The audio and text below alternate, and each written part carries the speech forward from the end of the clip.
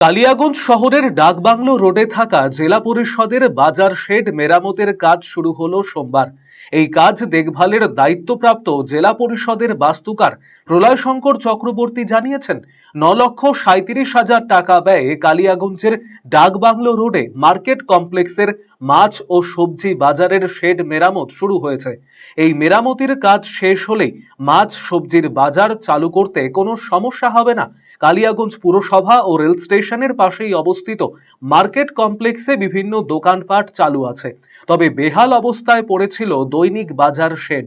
মেরামতের পর পুরসভার সহযোগিতায় দৈনিক মাছ ও সবজি বাজার চালুর পরিকল্পনা নেওয়া হয়েছে।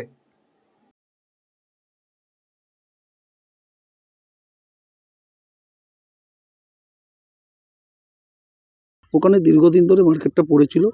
আমাদের জেলা পরিষদের পূর্ত কর্মাধ্যক্ষ নিতাই বৈশ্য মহাশয় উনি উদ্যোগ নিয়েছে এবং বলেছে যে এখানে একটা মার্কেট হলে ভালো হয়। এটা আগে মার্কেট ছিল, একদিকে মাছের বাজার, আরেকদিকে সবজির বাজার, আর কিছু মানে রেগুলার লোক যাতে ওখানে বাজার করতে পারে সেই জন্য উনি এটা করেছে। কারণ কালিয়াগঞ্জে সেই রকম একটু অসুবিধা আছে, মার্কেটে কিছু সমস্যা আছে, সেই জন্য উনি বলেছে ওনার উদ্যোগে একটা 9,37,000 টাকা কাজ একটা ওখানে স্যাংশন হয়েছে এবং কাজটা শুরু হয়েছে।